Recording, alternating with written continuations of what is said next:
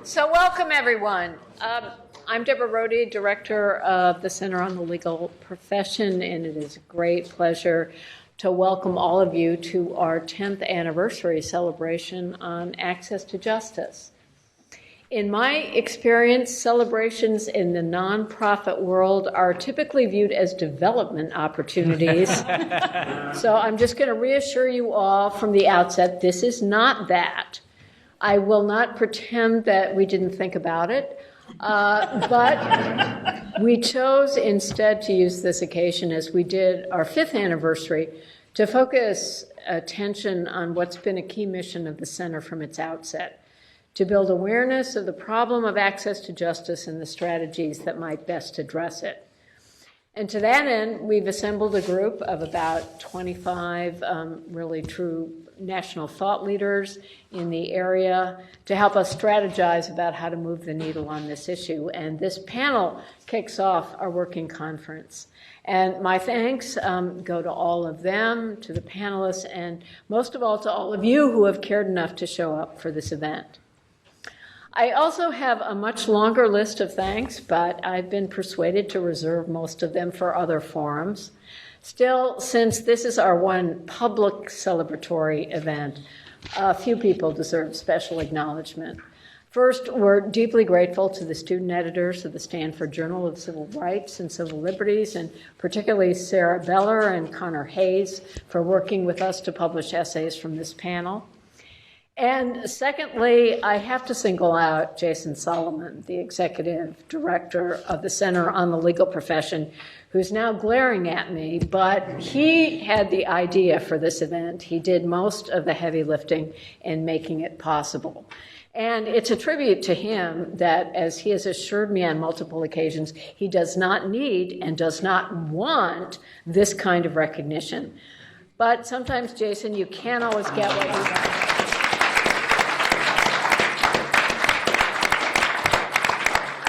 So I got this chance to say publicly how much his contribution has meant to the Center in general, to this event in particular, and to me personally.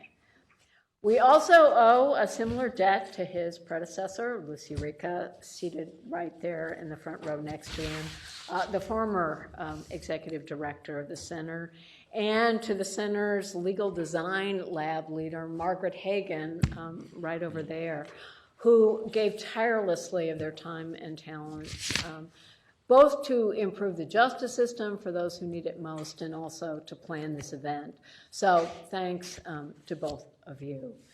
And now on to substance, what you came for. And before introducing the panel, the comments, by pointing out just the growing importance of a very long-standing problem. 3 decades ago, President Jimmy Carter chided the American bar for perpetuating a system in which 90% of our lawyers serve 10% of our people. We are, as he noted, overlawyered and underrepresented, and what passes for justice in the justice system falls far short of aspirations. And things have not improved since he made that comment. Over 4/5 of the legal needs of the poor remain unmet. We lag behind most developed countries in spending on civil legal assistance. We rank 99th out of 128 countries by the World Justice Project on access and affordability of civil justice. When I last did the math, we averaged something on the order of about $28 per poor person annually.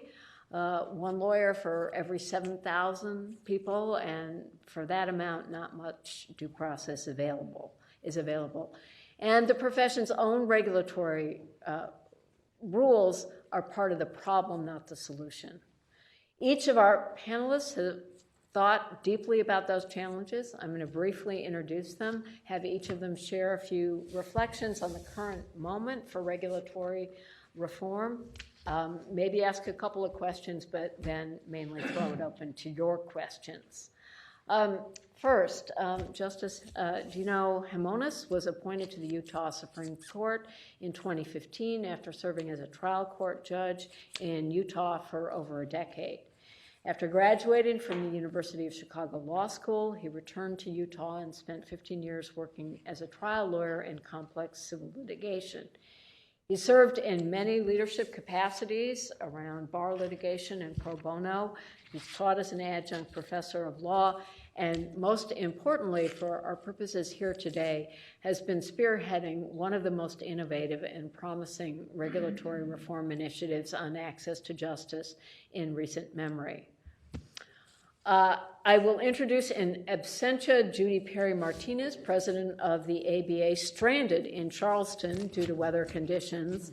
I hopefully will be with us for the rest of the conference.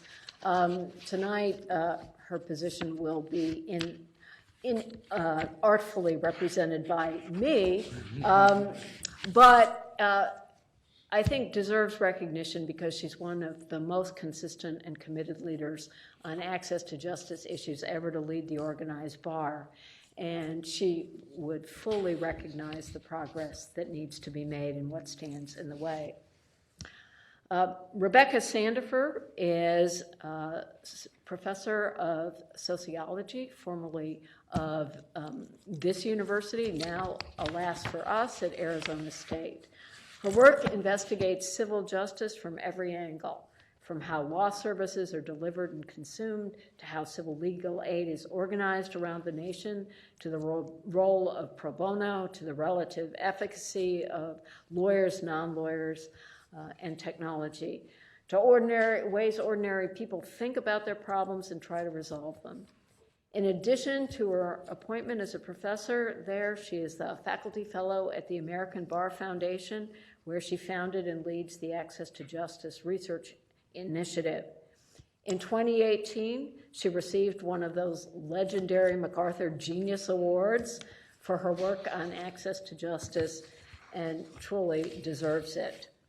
And perhaps not least important for purposes of this event, she was one of our founding mothers in planning this conference, and despite all of her obligations, gave so generously of her time in thinking how we could make a difference on the reforms she's dedicated her life to advancing.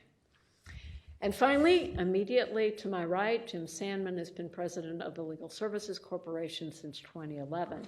Before that, he practiced law with Arnold & Porter for 3 decades, served as the firm's managing partner for over a decade.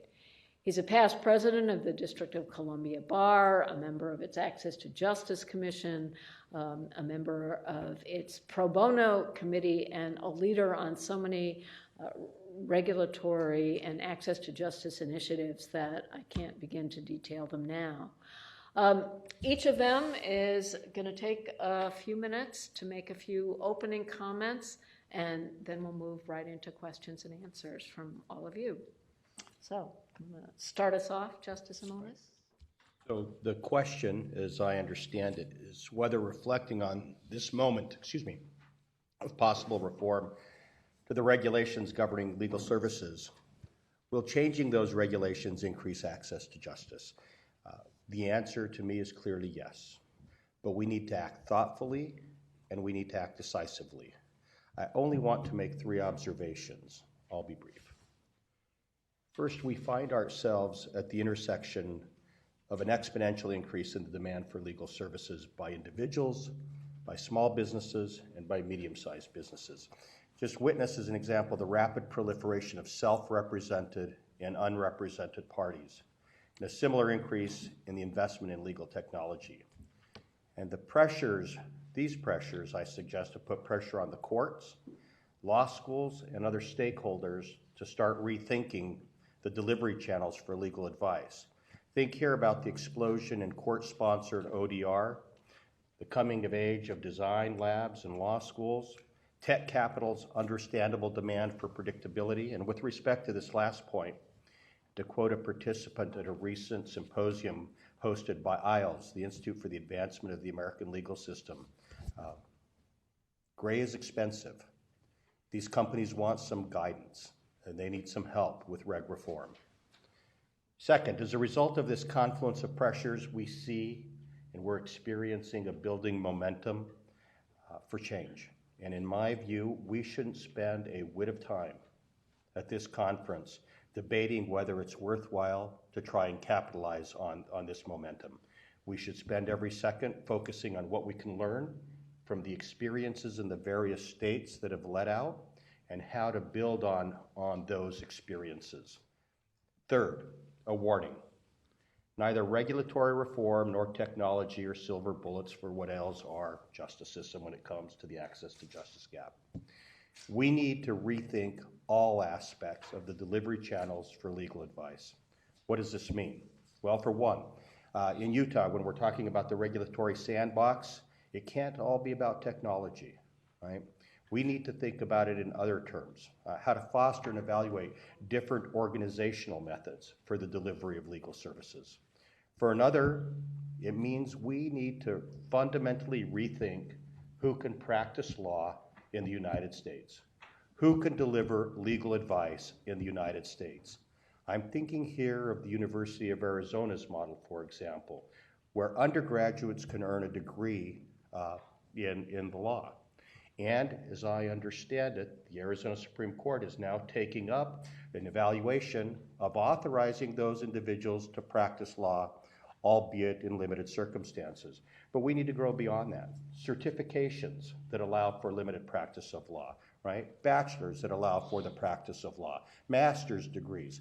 We have built a community that only allows the legal equivalent of thoracic surgeons to offer any legal advice, right? That's just wrong. So reimagining legal regulation and the delivery of legal services is a big lift. But it's a lift, frankly, that we can't do without if we're ever going to narrow the access to justice gap. Let's come together here today, tomorrow, and work towards getting it done in a thoughtful but decisive manner. Thank you.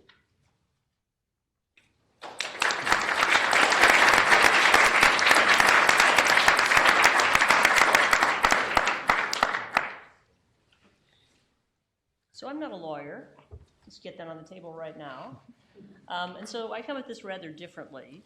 I would say that American democracy has a number of paradoxes, and one of them is that we have ordinary people who elect representatives to write laws that are supposed to order fundamental things like your family life, your livelihood, your shelter, but they can't use those laws because they're needlessly complex, because as Jim may say, as he often does, they're designed by and for lawyers. And so when I think about what the problem is that's to be solved, it's people's access to their own law. And the reason we want to solve that problem is that it's going to reduce hardship and improve people's lives and strengthen communities, but it's also going to help shore up democracy, which right now feels like a core value that's at risk, at least to me. So I just want to review a little bit of evidence about what I see as supporting this idea that we might allow different kinds of legal practice to happen, and also some of the harms of the current situation that we have in the US. So if you look in many other countries around the world, people who are not lawyers, I'm going to call them non-lawyers just because they're not lawyers, they have been able to give legal advice for a long time, and if you look at research across these different contexts, it shows pretty conclusively that people with much less expensive training than attorneys and also sophisticated computer programs could be, in this country, giving valuable assistance to lots of different kinds of people. So for some examples, once upon a time, a young scholar named Deborah Rhode published a quite influential report comparing people who were using it. Was it a $2 or a $4 kit? So you were paying for it. Do-it-yourself kit to do your own divorce. And she compared the paperwork, among other things, of the folks who used that kit to the lawyers who were doing the same kinds of divorces. And one of her really striking findings was that the lawyers made many more mistakes than the people using the kit. More recently, we've developed all these kinds of sophisticated interactive forums that are available, some of them for free in different parts of the country. And a more recent study of that showed that, so when you're trying to get divorced, what do you want? You want to get divorced. So people using the interactive forums were just as successful at achieving that goal, the goal of the divorce process, as were people represented by attorneys. My colleague Tom Clark and I were studying court navigators who are social workers working in eviction courts in New York City. So these folks don't have law degrees, and they assist tenants who have no lawyer, who are facing landlords with a lawyer on the other side. And we found that these folks were really successful at preventing evictions and that the cost of that service was about half the cost of a legal aid lawyer. Now, in the United Kingdom, people who are not lawyers have been able to provide different kinds of legal services for a long time. It's become even more expansive in recent years. And so you have even more on-point research about this question of whether we ought to do this. So there's a great study of will writers. So in England, you can be a specialist will writer, and that's all you do. You don't have a law degree. You just help people write their wills. And so you can have assessments by experts of the wills written by the will writers versus the wills written by solicitors. And if you're looking at simple wills, what you see is that, once again, as in the divorce instance, the solicitors do worse. They're more likely to produce wills that won't perform as wills, and they're less likely to produce wills that reflect the interests and wishes of the people that they're serving. Before that, there was an even more expansive study in the United Kingdom that was looking at non-lawyer legal assistance and solicitor assistance across a wide range of civil cases. So benefits, housing, debt, personal injury, immigration, employment. And they found that if you're just looking at competence, so does the person produce competent legal work, lawyers and non-lawyers are about equally likely to produce competent legal work. But if what you want is excellent legal work, non-lawyers were 600% more likely to have their work rated excellent than lawyers were. So using law probably requires some degree of expertise, but it doesn't require 7 years of college and law school and passing a bar exam that purports to screen in people who are omnicompetent to practice in any area of law from the moment that they are licensed. Really? For many years, lawyers, including little know-nothings like Abraham Lincoln, practiced law without these kinds of credentials. And so now we need to think about the harms of the situation. So one harm is obviously that there are people who need help who can't get it. And there are forms of help that are prevented from being created because of the rules. So when I talk to legal technology developers and people who might develop different kinds of programs, they're very conscious of bumping up against what they believe the bar will think is the unauthorized practice of law. And they don't want to deal with those lawsuits and disciplinary complaints. But there's another kind of harm that's created by this current status quo, and that's the way that it can be used to chill grassroots democratic activities that we want, if we want democracy to be vital, and if we want people to be able to use their own laws. And so as part of the research I'm doing right now on legal advice, I've been talking to people who work in the field to see what kinds of experiences they're having with the enforcement of UPL. And so the story I'm about to tell is true, although I'm going to mask a few of the details to protect the organizations that are involved. But most of you probably know what wage theft is. In this country, it's actually epidemic. So there are millions of people who don't get paid the overtime that they're owed, or they're required to come to work at 7:15, but they're not allowed to clock in until 8, right? So employers are not paying them for all the work that they do. This is several $billion a year in working people's paychecks in the United States. And it also violates a core American value, that if you work hard, you should get the money that you earn for doing that. So there was a worker in a city who felt that her wages were being stolen, and she was lucky enough to have access to a community group that does Know Your Rights workshops, where they explain things like, they can't make you come to work at 7:15 but not clock in until 8. They have to pay you for that time. And then they would also help people write clear, concise, polite letters to their employers saying, hi, I think you owe me this much back wages. Could you please pay me? And so this worker did that. And when the employer didn't respond, the worker wrote a second letter with the same formula to the state's labor board. And the amount of money here at dispute was about $500, so probably not much for the employer, but a lot for a low-wage worker in the United States. And so the worker's employer hired a lawyer, which is totally reasonable. And that lawyer then did two things, one of which is totally reasonable, and the other of which is actually quite troubling. So the lawyer took on the claim for unpaid wages and defended it, right? That's what lawyers do. But the lawyer also filed a complaint with the state's Attorney Disciplinary Commission, alleging that the community organization was engaged in the unauthorized practice of law because it was telling people what law says and helping them write letters that access what's due them by right. So that first act of the lawyer, which is defending the employer, could stop one claim of unpaid wages.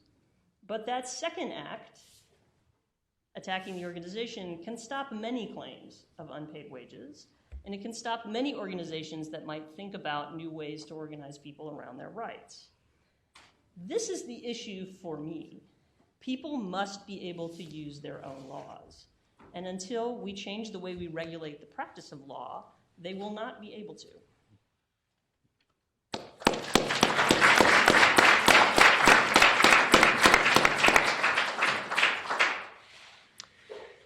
My perspective on these issues comes from my role at the Legal Services Corporation, the country's largest funder of civil legal aid programs for low-income people. We fund 132 independent legal aid programs with 853 offices, serving every county in every state, the territories, and the District of Columbia. I believe that the civil justice system in the United States today is in crisis. It is failing millions of people every year. You can measure the magnitude of the failure in many ways. A study that the Legal Services Corporation did 2 years ago in conjunction with the National Opinion Research Center at the University of Chicago showed that 86% of the civil legal problems of low-income people get either no help at all or inadequate help. The National Center for State Courts estimates that in 75% of civil cases in state courts today, one or both parties does not have a lawyer. The figures are far higher in certain categories of high-volume, high-stakes cases like evictions, where more than 90% of tenants don't have a lawyer, even though more than 90% of landlords do. Where in child support and child custody cases, more than 90% of parents don't have lawyers, where the majority of victims of domestic violence seeking protection orders against abusers don't have a lawyer. We need solutions that are commensurate with the magnitude and the urgency of the problem, and we're not going to get there without significant change. I suggest 3 significant changes. 1, we need vastly more funding for civil legal aid. It's kind of my job to say that. I would note today that the current federal appropriation for the Legal Services Corporation amounts to less than what Americans spend every year on Halloween costumes for their pets. But there will never be enough money to provide a lawyer for every low-income person who has a civil legal problem. I need to be an optimist in my work, but that day is not coming, nor will there ever be enough pro bono hours to fill the gap. Gillian Hadfield attempted a few years ago to quantify the number of pro bono hours that might be necessary to fill the justice gap. I think she came up with a figure of 800 hours per lawyer per year. Every year, every lawyer in America would have to do 800 hours of pro bono work. That's not going to happen. So even though more funding is essential, looking to that as a solution is unrealistic, nor should it be the solution.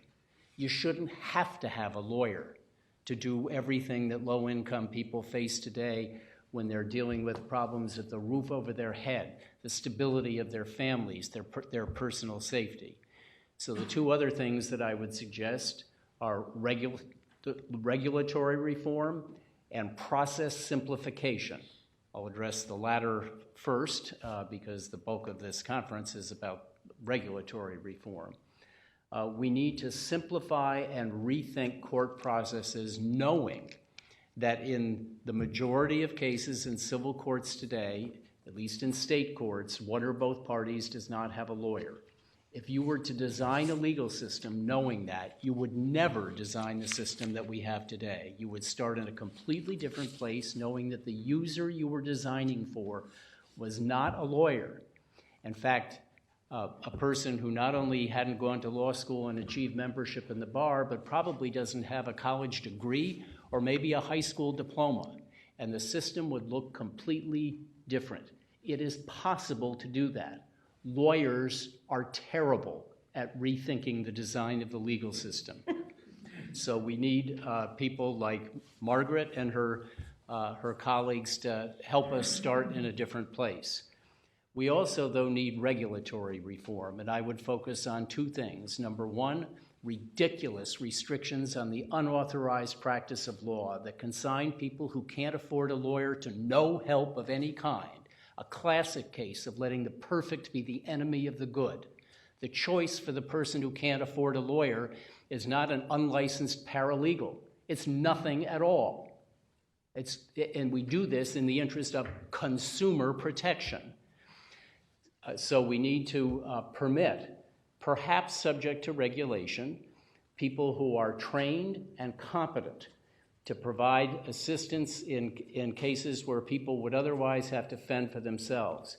We also need to liberalize rules on investment, capital investment in law. Innovation in law, from my perspective, is nowhere. No one is investing in major innovation in the practice of law. And there are two reasons for it. One, restrictions on unauthorized practice that have scared off anybody with any money who isn't going to put it at risk for fear of a bar complaint, and because of the restrictions on non-lawyer investment in legal enterprises. As a result, we're practicing law still in the 20th century, if not the 19th. And it's about time that we brought innovation of the type that has affected every other industry and profession in America to the legal profession. So, but I don't think this is going to happen unless we wrest control of the regulatory process from lawyers, at least from lawyers exclusively. It will not happen.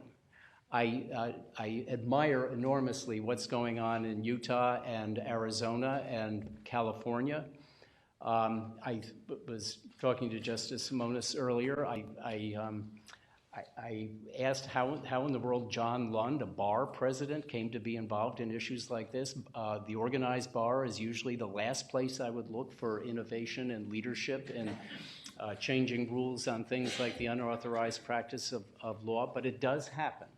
And it also happens when you have leadership from the judiciary, people like Justice Simonis who are willing to use their platforms, the power and the prestige of their positions to force change. We need more people like that to identify people who are at the levers of power and can compel change. And we need to open up participation to real consumers who can tell us a thing or two about what consumer protection looks like, as opposed to leaving that task to lawyers alone. We need design professionals. We need economists. We need social workers, people who live in the real world, to help us redesign the system. So the incentives from this are going to have to come from outside the profession, and we need to figure out ways to invite people into it. I'll close with a statement that I heard Jillian Hatfield make in New York a little more than a year ago. She asked a question. She said, "Where is the outrage? Why do we continue to tolerate a status quo that is totally unacceptable as the inevitable result of inadequate funding for legal aid?" I grew up in environments where there's a lot of snow. And you know, if a mayor does a bad job of snow removal after a blizzard, that mayor is out in the next election. Why is it that decade after decade we tolerate the degradation of justice to the detriment of the disadvantaged as if there's nothing that can be done about it? We have a great group of people here to turn it around.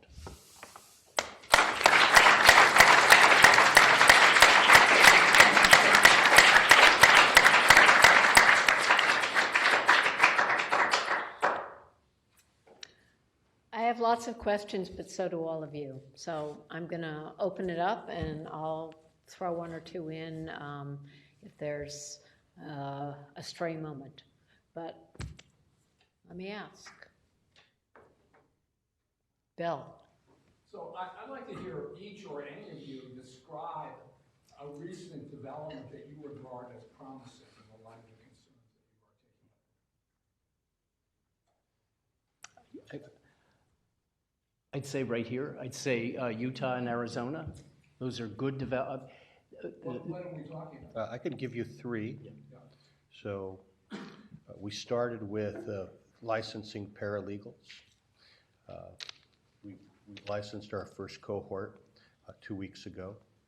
And, it's a recognition. I mean, it's not a big cohort, but it's a recognition that people other than lawyers can provide valuable legal advice.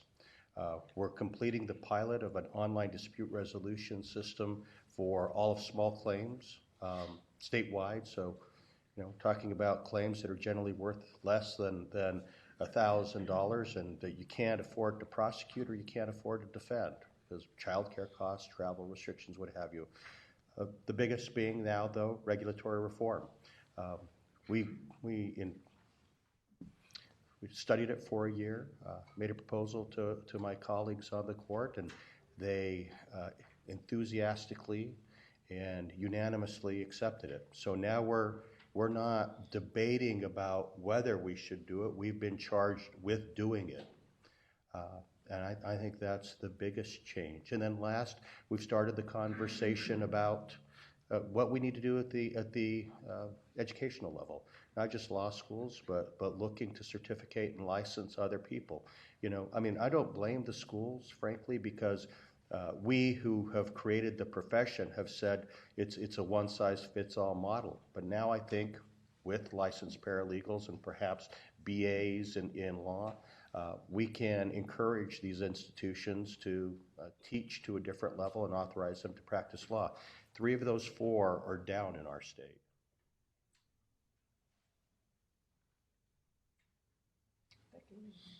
Utah. Well, what do your paralegals get to do once they're licensed? Right now, they're not authorized to pass the bar, which is something we'll need to immediately look at. That's how Washington started, and then 5-4 not too long ago allow it. Family law, debt collection, and landlord-tenant. We looked at the areas in which lawyers weren't providing services. This notion of you're taking work. Let's say not taking work because they're not coming to you in the first instance, right? And you guys do a great job of volunteering your time, pro bono efforts, but it's a gap we're never going to volunteer ourselves across. So we need to do something else. And I really want to go beyond that. I want to look at social workers and religious leaders and others and certificate them. And I want to get the educational institutions to start offering additional degrees. They can do this without lawyer supervision. Entirely, and they can own law firms. They can take a position. So really, it was kind of a little step along the amendment or elimination of 5.4 that we've been talking about. One of the great innovative parts of the Utah proposal where other states have foundered is they didn't give control over it all to the organized bar. Washington, as many in this room know, authorized limited licensed legal technicians a few years ago, but they left it to the bar to decide what the credentialing process would look like. Becky has studied this extensively, and correct me if I'm wrong, but in the first years they were like graduating 12 people. I mean, they made it so expensive, time-consuming, so many hoops to jump through, and at the end of the day, a lot of those people weren't going to be able to offer much cheaper services, and there wasn't a competitive market that pushed prices down.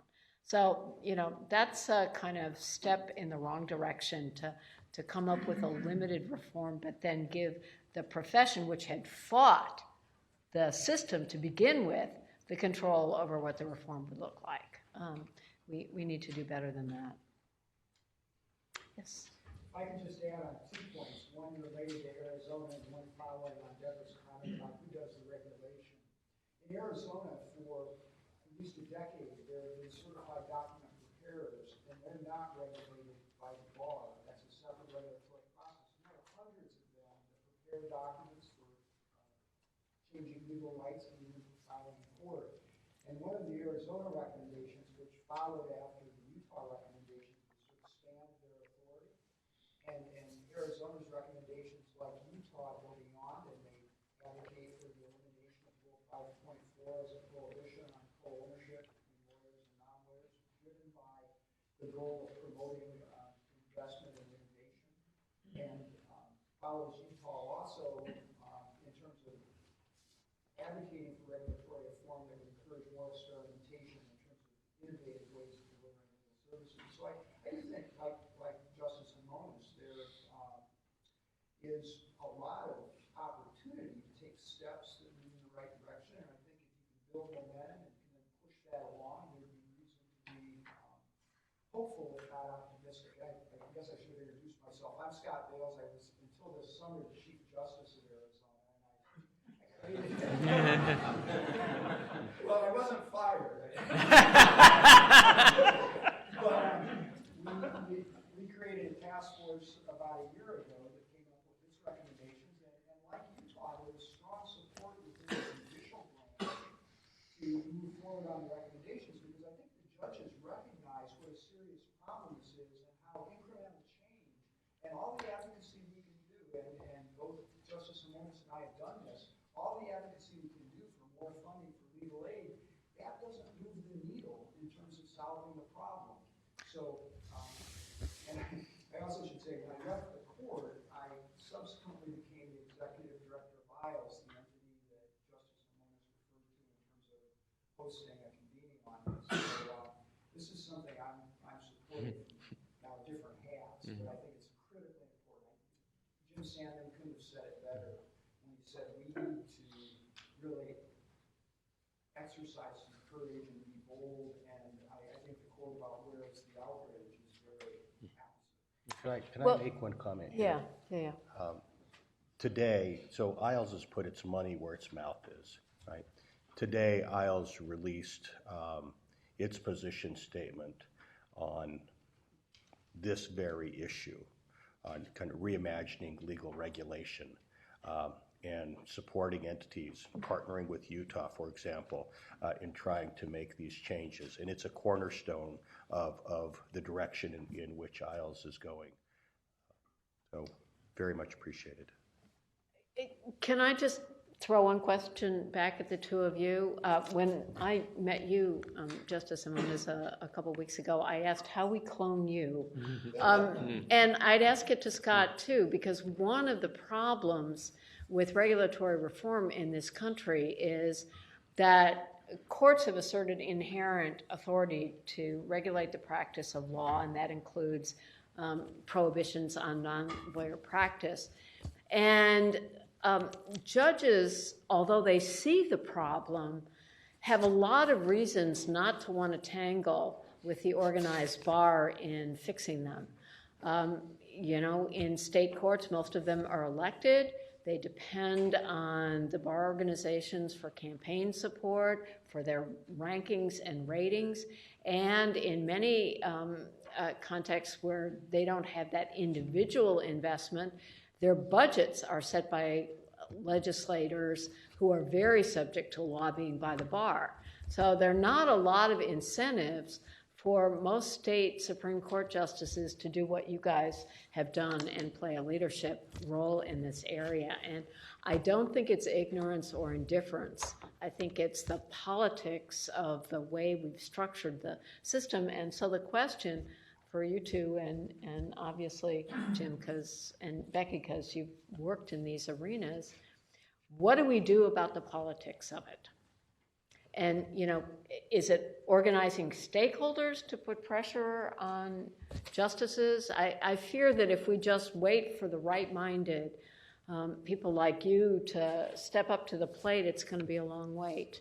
And not because the justices aren't sympathetic to the issues. I think that part of what we ought to be doing here is figuring out why it got momentum in these states. And I think that there are some unique attributes in terms of how the practice is regulated in those states, how the judges are elected in those states. And it might offer us a roadmap into what other states we ought to be looking at first. Because your point about elected officials and elected judges, and perhaps if the power is in some other entity, those all matters. But that's what I meant by lessons learned about the states that are going through this process right now, and figure out how to build on those lessons.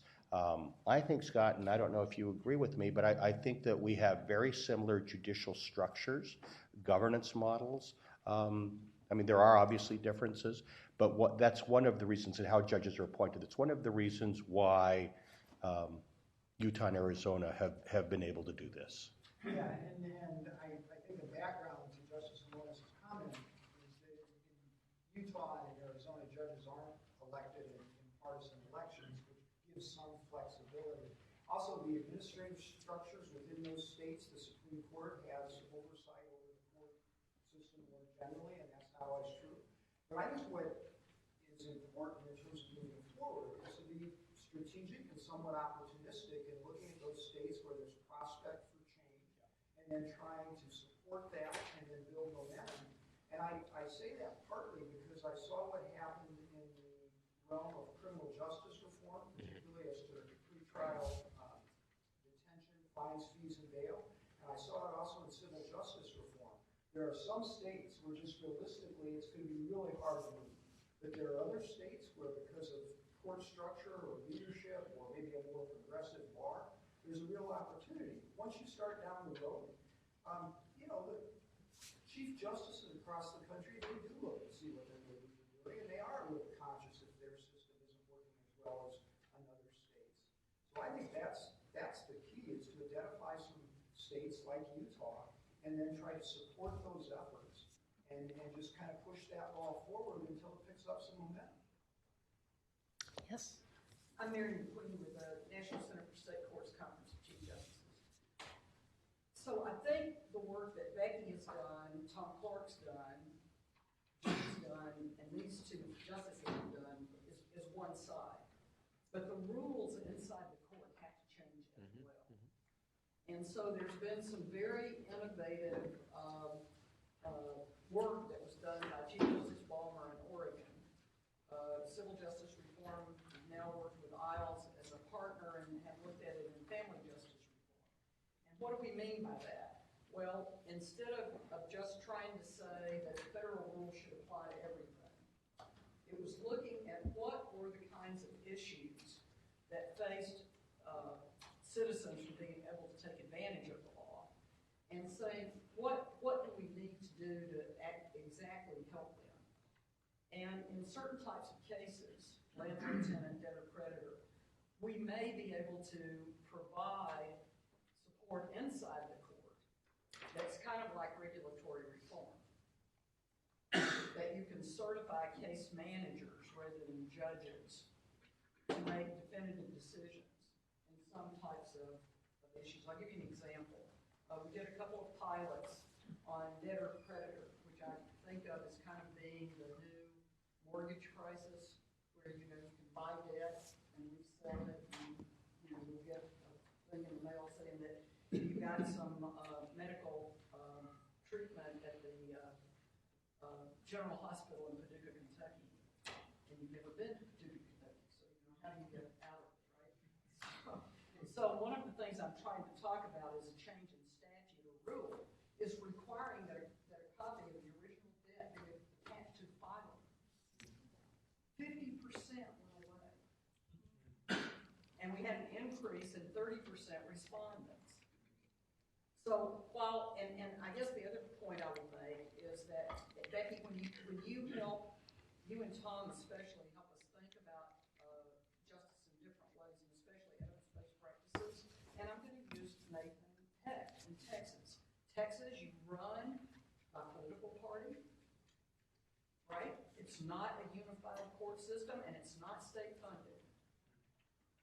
But based on evidence-based practices, Nathan Hecht took his court forward and had dramatic change of the civil rules in that state. And so I think we have to come at this from both sides. Yes, regulatory reform, but also, maybe it was Jim, I can't remember if it was Jim or if it was Justice Humanis that talked about process simplification. Absolutely process simplification. And I think if we just look at regulatory reform without looking at process simplification, we've only looked at half of the picture. Yeah. Although decreasing lawyers' stake is one way to get the procedural simplification, because if they're not making a lot of money on complexity, it's much easier to enlist them in the simplification efforts that have been tried so often and have failed so miserably because of the politics of it. But Deborah, I think too, Washington State 30 years ago, before triple LT ever came up, passed what were called limited practice officers. And it came out of a UPL case before their court that said finalizing documents that transferred interest in real property was a practice of law. Earnest money agreement, right? So everybody thought the sky was falling. Well, they created a certification program under a state court rule. Lawyers did not lose their jobs because, as you said, they weren't taking these cases anyway, right? And so I'm just saying that looking at those different ways of providing that service, you see what I mean? Within the court system, I think is half the picture. Yeah, but just as somebody who's studied bar reform efforts over many decades, just the fact that lawyers aren't going to lose their business doesn't get them on board with the change because they see it as a foot in the door. And, honestly, they're right. If you really do go in the direction that Jim and I are, and Becky and Justice Hamonis are advocating, we would decrease lawyers' monopoly. We would open it up to people with different forms of certification. But, on balance, I think that for people who have interests in the justice system or legal problem solving, they'd get employment in some other way, perhaps without being saddled with 3 years of very expensive legal education to pay off at the end of the process. So, I do think you can make a business case to lawyers, but I think their reflex position is that anything that exposes them to more competition is, not where they want to go. Ralph. So you all have been working on this for a long time, and you make very compelling cases, each of you, about why reforms of this kind are in order. And just as Moses said, this reform alone won't solve the problem. Can you describe the resistance, the nature and the way the resistance operates that you've experienced as you have worked for reform? APA at 5.4. Yeah. It's really Well, let me. How long do we have? I'll just give you two examples. The study that Becky mentioned, I did when I was a law student. That's when I got interested in this because I was working in a legal aid organization that was open one morning a month for intake. And if you were poor in New Haven, Connecticut, and you didn't show up on that day, you didn't get help with your divorce, which was, not rocket science. It was 3 forms and a 5-minute hearing. A lot of people could do it themselves. But when the office came to that realization and designed a kit for them, the local bar association called and said, we will sue you for unauthorized practice of law. And I, as a first-year law student, was dispatched to see, could they win this suit? And yes, the answer was there was doctrine at the time that said because kits were operating in lieu of a lawyer, they could be banned. So, I thought there were a few constitutional law problems with that, but, as a first-year law student, what do I know? And the office just didn't want to tangle with the organized bar. So it didn't put out the kit, but a local women's group who was threatened in the same way said, fine, sue us for the coffee pot. And the bar just didn't bother because, these were women who didn't know what they were doing in terms of distribution, and they didn't see it as much of an economic threat. So that's how I got the sample, that I was able to compare the experience of people who'd used kits and those who'd had lawyers. And we looked at court documents to see, did the kit users make more mistakes? No. I also spent a good part of my law school career interviewing divorce clients to see, well, did your lawyer provide you with essential other services apart from just preparing the reform? No, was the bottom line. So that's what led me down this path. And, my first articles were about the bar's resistance to unauthorized practice reforms. And, it was all the complaints of unauthorized practice. 2% came from consumers. The rest were from lawyers. So the bar, digs in on these issues. And it's, it's killed regulatory reform initiatives in California for decades that I'm involved in. And part of it is that they have the incentives to organize around these issues. And most people, who are priced out of the legal system now, their problems are episodic. They solve them in some other way. They don't have the same kind of stake in fighting for reforms that, say, people consuming medical services do. And there aren't a lot of powerful third-party interests like there were in medical reform that were pushing to reduce the cost and increase the quality of services, namely the federal government, which paid for Medicare and Medicaid, and private insurance companies. So they forced a more sensible distribution of services with a lot of different gradations of providers. And I think the bar looks at what's happened with the medical profession, and that's not where they want to end up. And they're worried about the big accounting firms coming in and eating their lunch. I mean, people, and the rank and file fears, well, okay, we're not taking the consumer debt cases, but we're taking other stuff that if you make it easier for people to do it themselves, they will. And I think it's a really hard problem to fix. Yes. Perhaps a related and more difficult question is why we see such significant resistance from the civil legal aid bar. And I hesitate to put you on the spot here, but I know because I know you're up to the challenge. But it really, it's something that I'm concerned about. I think we were able to head it off in some ways in California, but if you take out the monetary kinds of or other economic arguments and protectionism that we might find in the private bar, that's one argument. But the fact that we are among friends having these kinds of this kind of resistance is really a threat, I think, to the way in which we're able to maneuver in the access to justice world. So maybe Becky or Joe. Well, the phenomenon that Matthew is referring to is the concern by legal aid lawyers that we would be consigning low-income people to second-class justice. They don't get lawyers, they get paralegals. Rich people get lawyers. I understand that. I understand that that's coming from a good place, but that's letting the perfect be the enemy of the good. We're not talking about people going second class. They're thrown overboard in the current system. The question is always compared to what? And right now it's nothing.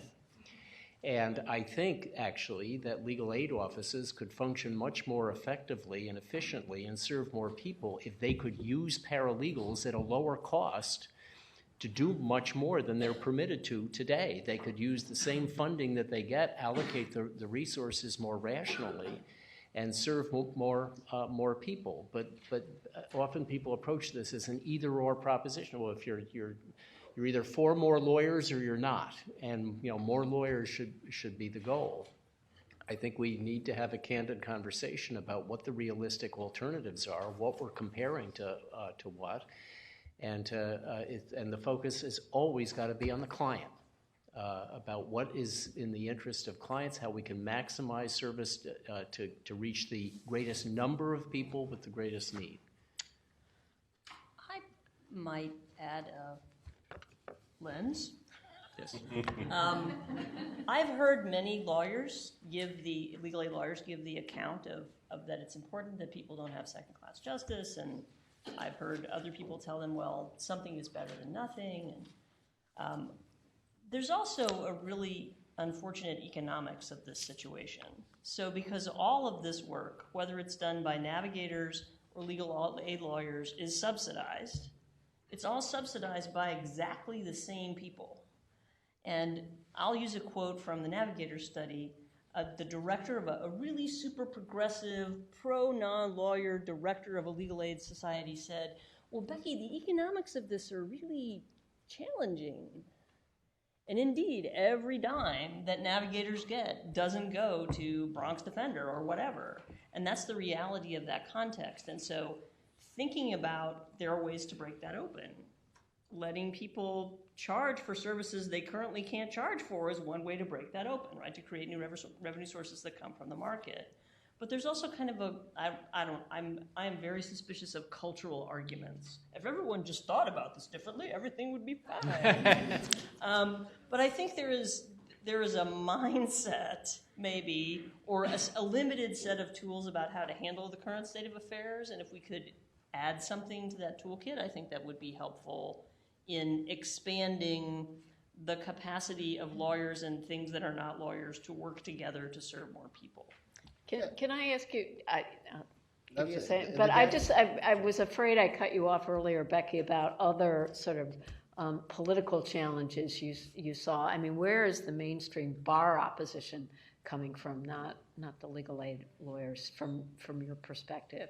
And then maybe Justice Jimenez can weigh in on that and other matters. Well, Matthew kind of anticipated the point that I was going to make, which was to say in my characteristic way, it's a guild problem, right? These people perceive that, I mean, even some of the way that this has been discussed, no offense to my wonderful colleagues who I love and who I'm so grateful to work with, but like there's this sense that the legal system is y'all's, right? It belongs to lawyers and judges and other people who have some kind of expertise, but it's not, right? I mean, you know, there's a no offense, lack of accountability to the public who pays your bills and builds your courthouses and elects the legislators who write the laws that you have the privilege of enacting on the rest of us.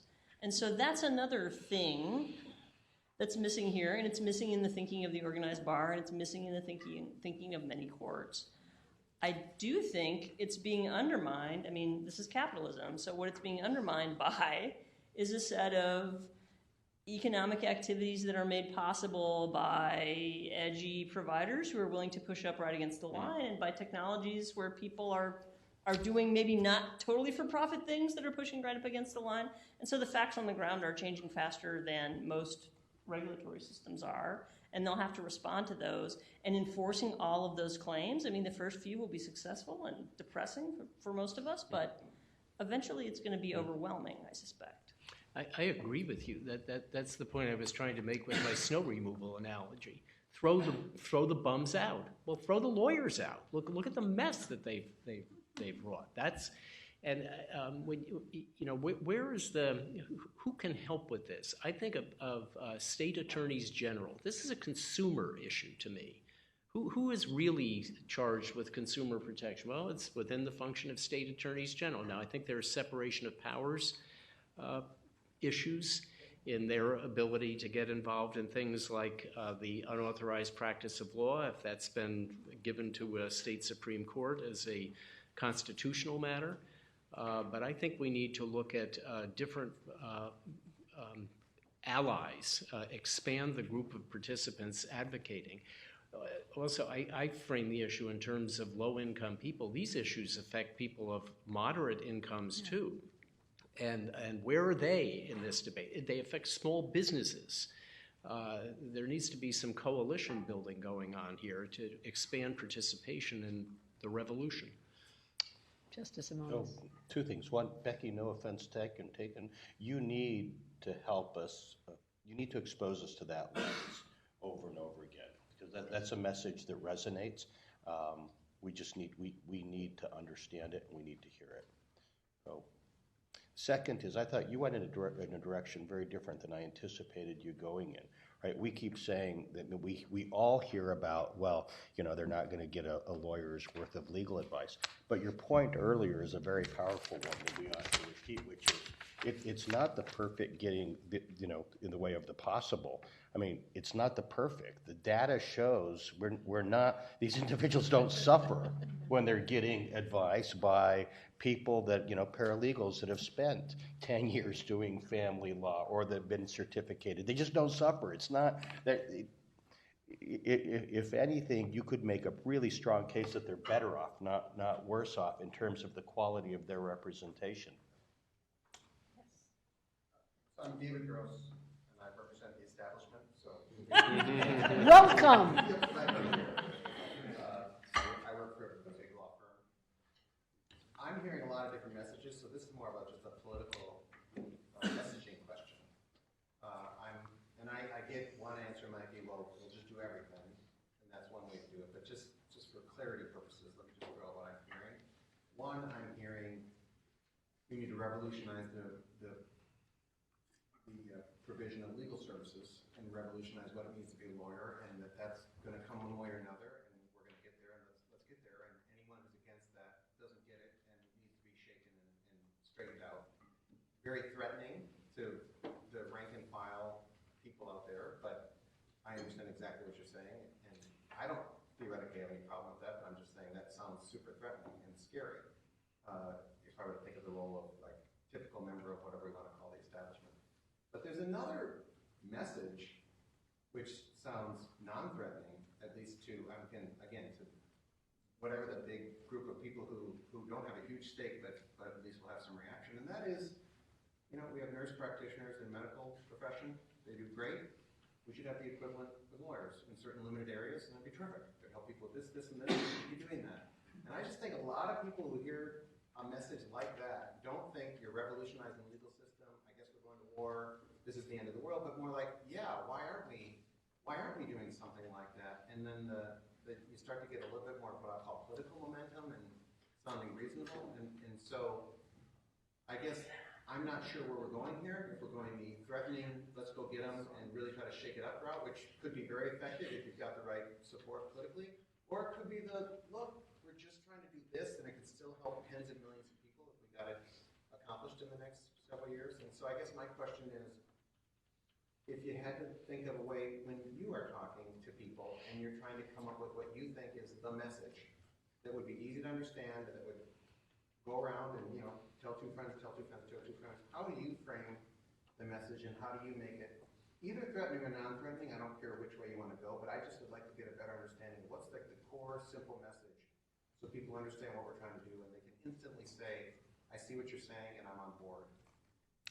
Well, I'll say one thing that I just witnessed as being very effective in Utah, in a room that had establishment lawyers there. And Crispin, I'm going to call on you in a second because you were the one who delivered this. Crispin helped lead the legal services reforms in the UK. And one of the data points he put up is those reforms have not diminished the number of visits to lawyers. Lawyers have not fared badly from a system that has opened up consumer access. And, you know, say a word more. He's part of the working group. I mean, if you can pitch it to lawyers as, you know, in the long run, this is going to be a much more sensible system. We're going to free you up to do the thing that you do best, which is, you know, the legal stuff, and we'll have other people do, you know, the functional equivalent of drawing blood or figuring out the marketing plan or figuring out how to get your bills paid or all the things that people who do direct service representation find so economically challenging. It's really easy, isn't it, just to sort of see this stuff as threatening. I'm just sitting here tweeting as I go, and I've just quoted a tweet of Mr. Shakespeare as the only Brit in the room with let's kill all the lawyers. But actually, the second tweet is it's the opposite of that we need. And the lesson from the UK, I think, is over 30 years of reforms, every single stage of reform, our profession has said, look, this is going to devastate the legal profession, this is going to devastate the solicitors and the number of law firms. But what the data shows is that, going back as far as 1960, I've not got data before that, there's only 1 year that the number of lawyers in England and Wales has fallen, and that year fell by about 50. The number of lawyers kept rising through the 70s and economic sort of turmoil. It kept rising all the way through global financial crisis. It kept rising through all of the reforms that we've delivered. And that's because, if you do supply side reform, you grow markets. Of course there's going to be more lawyers. 8 out of 10 people with a problem, vast majority of small businesses that need legal help don't get any. So if we liberalise it, there'll be more lawyers to meet those people's needs. They might have to work in different ways in some areas, but I suspect all the people in law firms in the traditional sense at the moment can carry on utterly unaffected by all of these reforms over the next 25 years. Just as we see in lots of other markets. There's lots of ways of practicing. This isn't a threat to anybody, this is just a huge opportunity. So, I am a recovering big lawyer from Wild Dodge. I made the disclaimer that you did. I'm also a member of the Codex, the Center for Legal Informatics here, and I teach ethics and finance to folks. medicine has and what engineering has, which we don't have in the law, are constraints of what we expect the physics of our activity to create. In medicine, we help people live longer.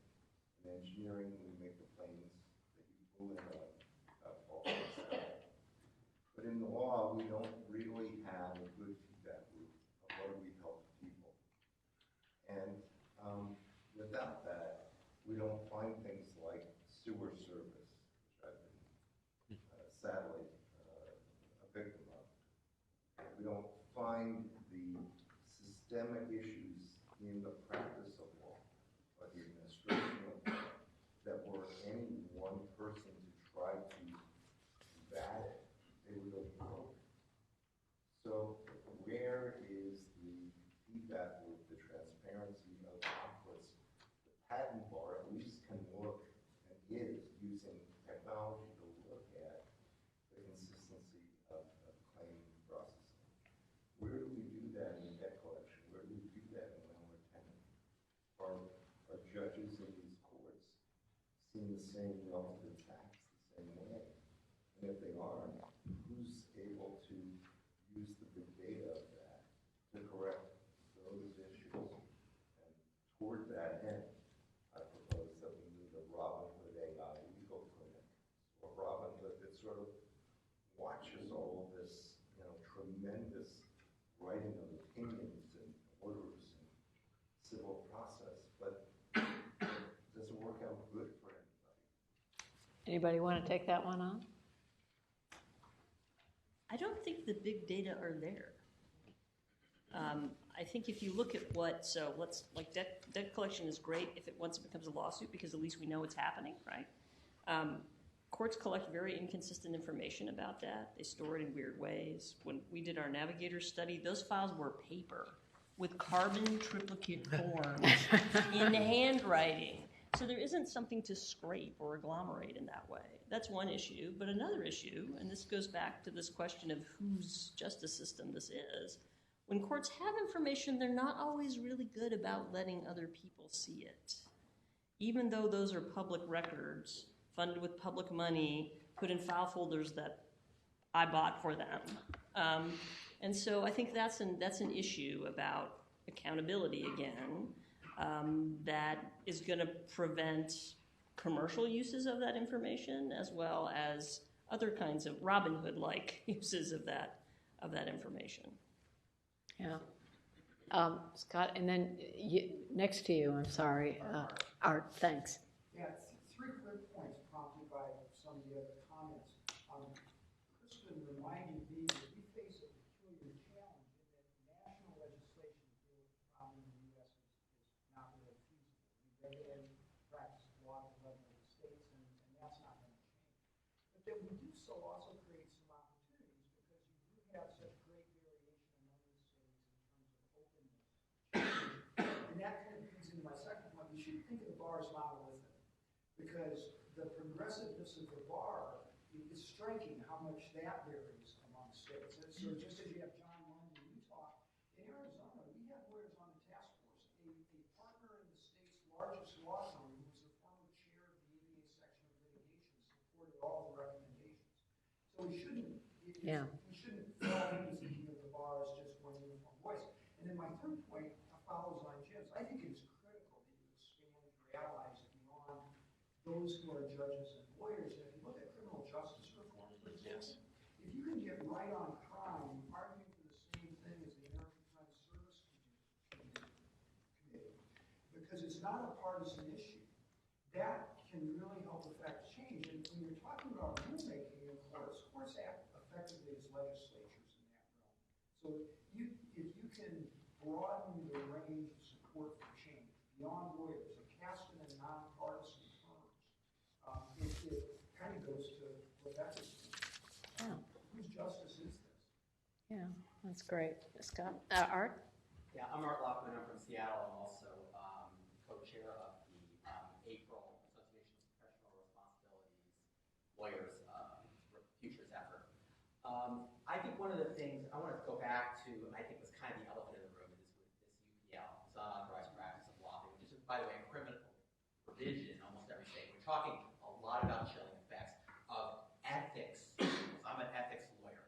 And the ethics rules, in the name of legal ethics, in the name of profession, things like professional independence and client protection, we've gone haywire, okay, for all the reasons you guys have stated. And one of the conclusions I think we're coming to in the April effort is that we have to change the way we think and talk about these issues. I haven't given up on the profession yet, but I'm very pessimistic. But an example of that is in UPL. We assume, all of us adopt the assumption that only lawyers can practice law because that's what all these statutes say. But I'm going to turn it over to Kristen because there's another way. We don't have to adopt these assumptions. And I think one of the ways that where April is going is to say, let's do things, let's just start from a different place as a way of trying to convince people that there's a different way of thinking. So for example, in the UK, what's authorized practice of law in the UK? So two things: you have to be regulated to be a solicitor, but that's not the same as doing legal services. The only legal services that you have to be regulated to do are certain rights of audience, so higher courts, but not lower courts, conduct of litigation, real estate transfer, probate activities, commissioning of oaths, and notarial activities. So in other words, you're about 15% of the legal market. Yeah, so they start from a completely different place. And we need to make lawyers, where we're all cultured, and almost all of us in here are either lawyers or law students or people who are in the, that there's a different way, right, of thinking about these issues, and maybe we don't regulate the practice of law anymore, except where it needs to be regulated, and maybe we have to decide whether it's regulated through the judiciary or some other way. So I think we need to be trying to talk to people differently about these issues. Yes.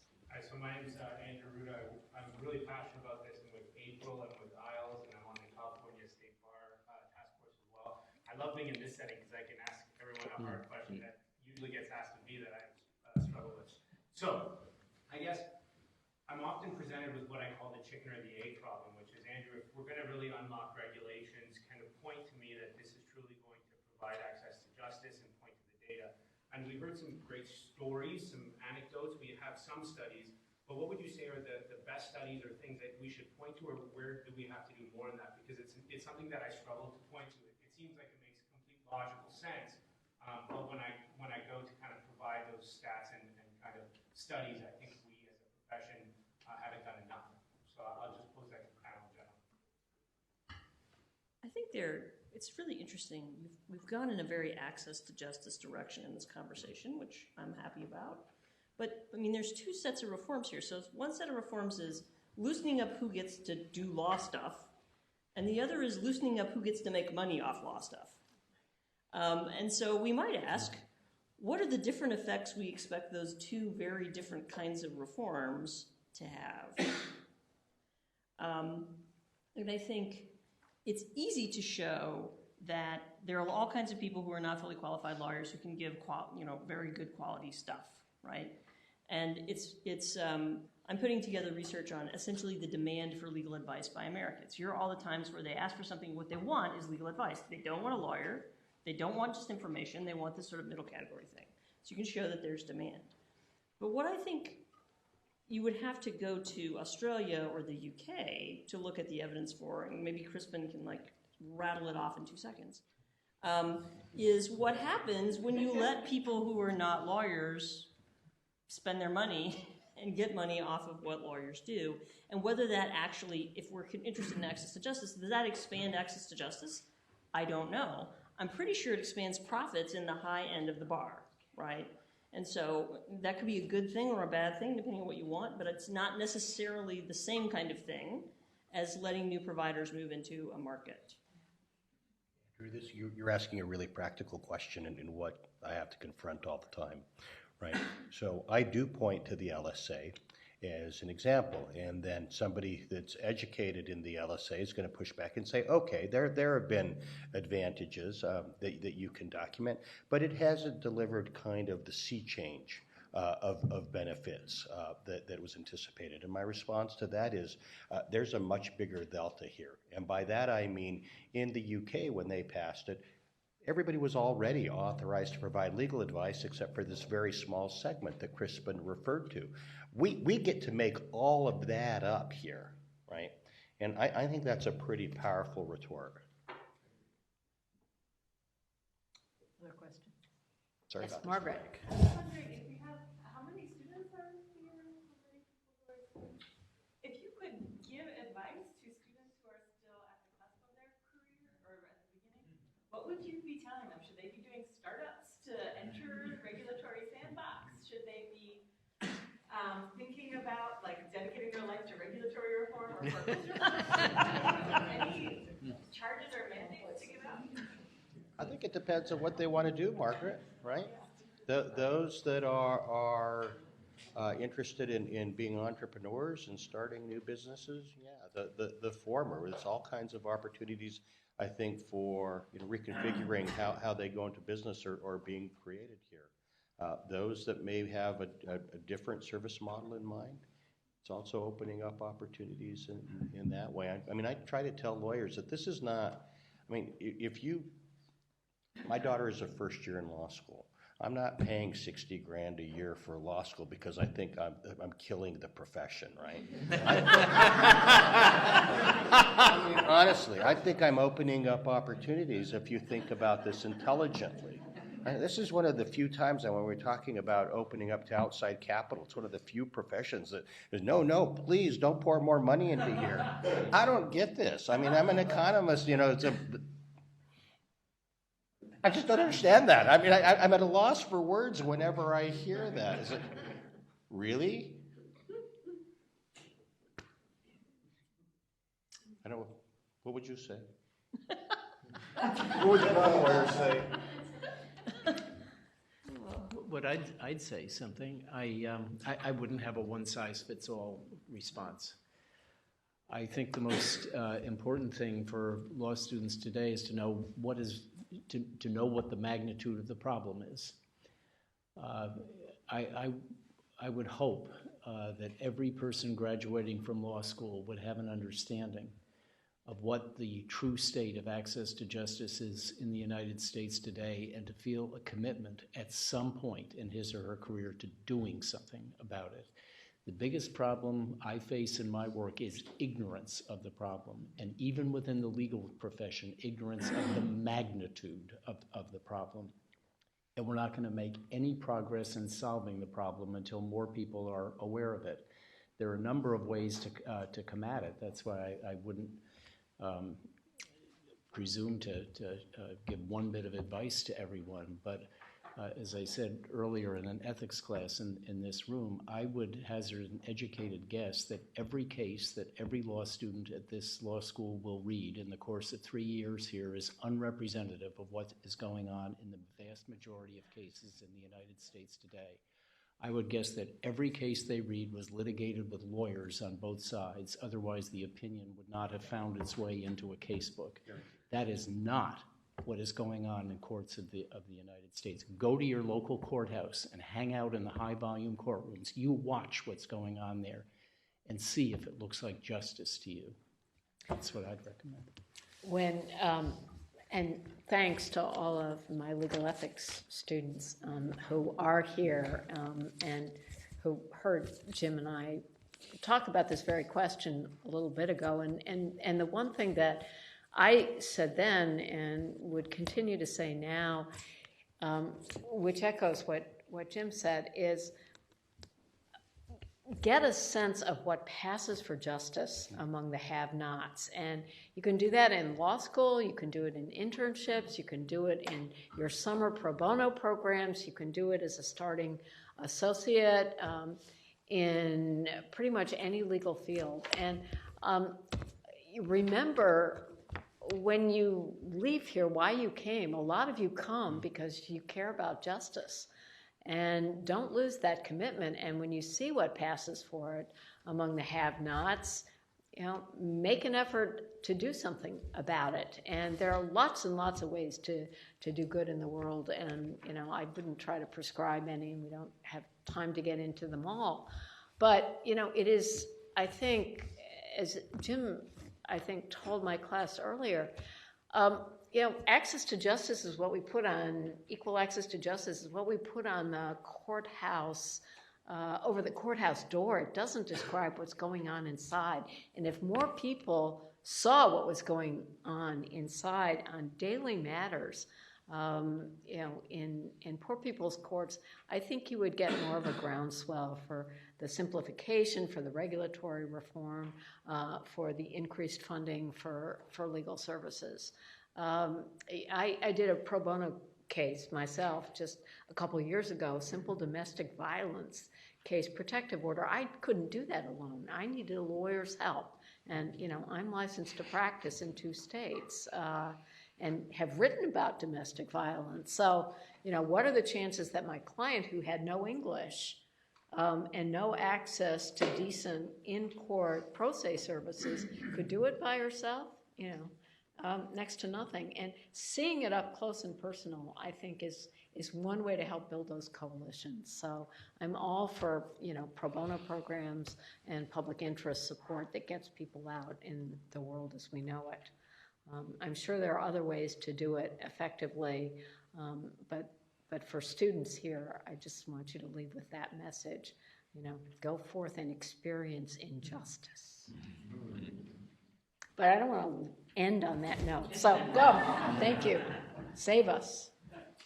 Do you think there's any opportunities for impact litigation or ballot initiatives in spur of reform?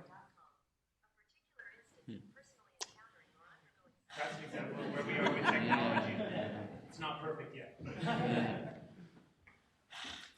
I'd have to. I can't think of a happy story on those. The ballot initiatives take money usually, and I don't know where we would come up with that.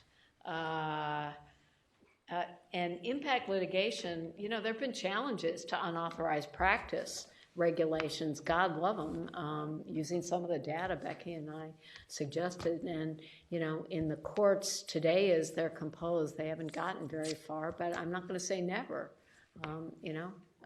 if you get enough public opinion support pushing in that direction, we saw a sea change in the way the courts viewed an issue like gay marriage when the polls began to shift, right? So, persuading people any way we can about the urgency, or as Becky said earlier, the outrage that should attend to this problem, or I guess you said it, Jim. That's what we need to do. I think yes. Right. I mean, I think we saw it in the North Carolina dental case. Here's an example. And the more cases that are brought, the more likely that those outcomes come about. And in states where, it's not constitutionalized, or perhaps even those where it is constitutionalized, there's an option to go through the ballot. Now, money is a big issue in those areas, but I wouldn't deter people from it. All right. Happy thought. Happy thought on which to close an anniversary celebration. Well, we're talking about these issues, right? This never happened when I went to law school. Okay, yes, happy thought. I'm going to give you your happy thought. A year ago, I was an assistant dean at BYU Law School, helping bring in speakers for our Future of Law series. And we were getting our students energized about change. And mostly we were talking about technological change and how they needed to be prepared for that. And we started Law X, and we had Margaret help us get that going. And it was all about legal design and innovation. It was really exciting. And I kept telling my students why they needed to care. And then our co-founder of Law X came to me and said, "You say you care, we're going to start a business.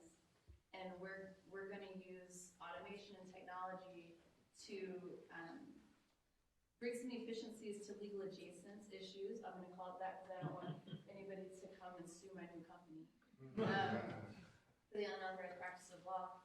But so I left the law school to go do it. But part of the reason they got me to do it is because they said, because we're going to build these efficiencies, we're also going to build things for people who can't afford legal services. And so this idea of like, bringing in capital and, loosening that up was something that we saw coming, and we were like, we might be able to do something with that. We're very excited about Sandbox. Thank you, Justice Moniz. But we also got a big law firm interested. So we're a subsidiary of Wilson Sonsini, and they're investing in this idea. And so, like, for the students in the room, if you're thinking, like, what could I do? A year ago, I was telling my students they should do stuff, and now I'm doing stuff.